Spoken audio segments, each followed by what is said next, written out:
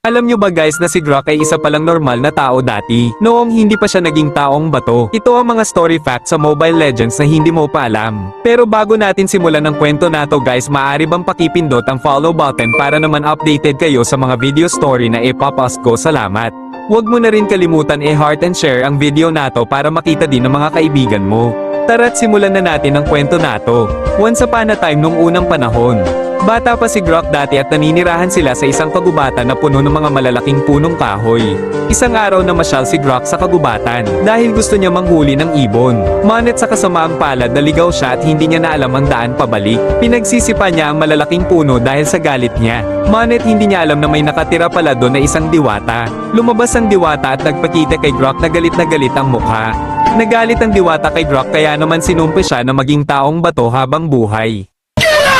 Comment, like and share kung sinong MLBB hero ang gusto nyong ikwento natin.